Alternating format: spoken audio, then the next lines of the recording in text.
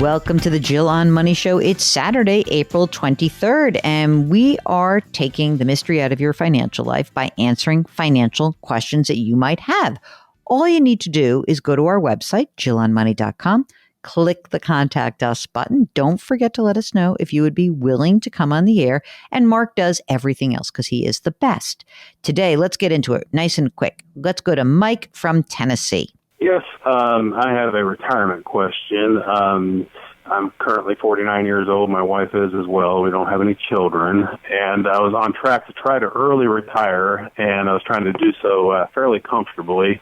But recently I went and had what's called a coronary calcium score, which basically is a rough indicator of how much plaque you have in your coronary arteries. I did this because my dad died of a heart attack when he was 59 years old. Right. So that's why I've been on track to try to early retire, because I did not want to, go down that path.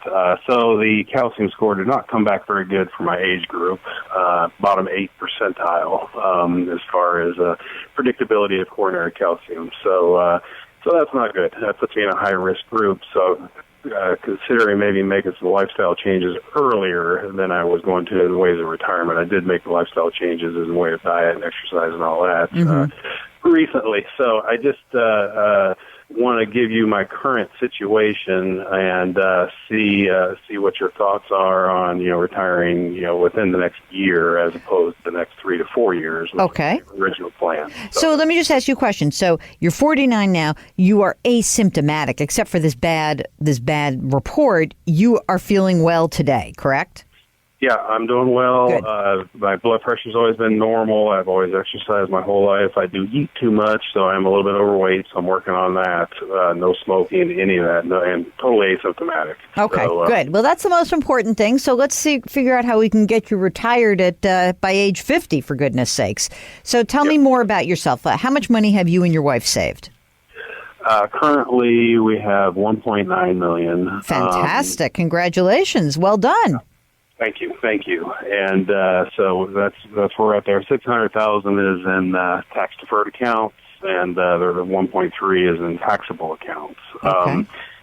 And I own a couple homes, one here in Tennessee. We also own one in Florida. We have no debt, so we don't owe any money on anything. And I also have a commercial piece of property that I get a triple net lease on for at least the next 5 to 10 years. It's open-ended depending on when the current tenants decide not to lease it anymore. So I get $5,000 a month for that. Good. And that's the one big variable, which I don't know about. We have worked out a retirement budget, including taxes, of about $120,000 a year. We thought we could retire very comfortably, and so the thought was to sell the house here in Tennessee, move to Florida, our Florida home, take the value of the house in Tennessee and put it into our portfolio. How much would that be? Roughly $700,000, probably a $600,000 net of fees and taxes for selling the home. So another $600,000. That's great.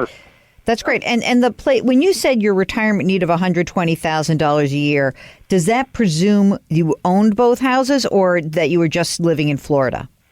Just living in Florida. Okay, got it. Okay, so now we're talking, instead of 1.9, you're talking about $2.5 million that looks like is sort of your nest egg, correct?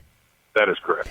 Other than the commercial property, is there any other income that you can count on in your retirement? No, other than the commercial property. I do have a profession that I could work part-time if I choose to, and I may choose to after I've, had a year of downtime or something like that. Right. So I do have that option. That is, I can work pretty much at will and any place I want to. So that's a bonus. But other than Social Security, there won't be any sort of other income.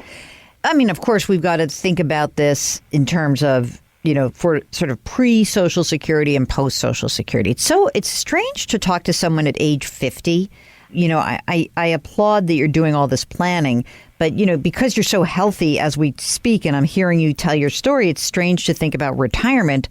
I'm going to guess, and I don't know this at all, but I'm going to guess that once you get to Florida, you'll do something. But I'm not going to presume that you will. I'm just saying I'm going to guess you will. You have a flip-flop situation that serves you incredibly well. And what I mean by that is that most people who you'll hear me talk to will have much more money set aside in retirement accounts than non-retirement accounts. You're flipped. You're the other way. You're going to end up having 1.9 million in taxable accounts and then the 600 grand in retirement accounts. And that is what is the important secret sauce of making this work. And I think you are going to be able to make it work, because what's going to happen is, out of that 1.9 million, you're going to use that money to essentially offset the money that you need in retirement, right? So you'll have, say, 60 grand from your commercial property, and then you're going to need, like you said, another 60 grand or so, right, from your taxable account, which you can pull. The one thing that's going to make or break this plan is your ability to really stick to that 120 grand a year. Because if in 1 year you're like, well, you know what, I'm still healthy and I just want to go around the world and spend 200 grand this year instead of 120, that could really screw you over.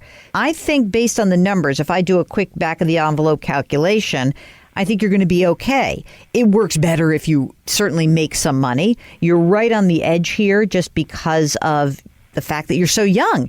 And so while, if you said to me, oh, I know exactly the date I'm going to die, now do the planning, that's easy for me. But I'm hopeful that you're going to live decades into the future. And so we cannot presume that you can blow through all of your money. And also you've got a wife who I think it sounds like doesn't necessarily have the same health issues and is also young.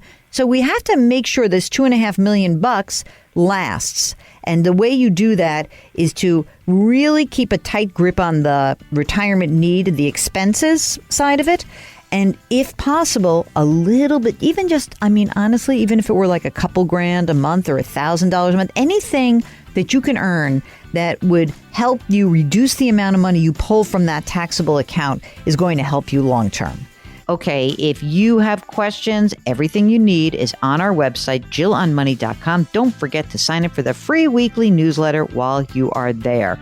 Do me a favor, lift someone up today. It will be so good for your heart and soul, and it will be great for the other person to be lifted up. Grit, growth, grace. Thank you for listening. We'll talk to you tomorrow.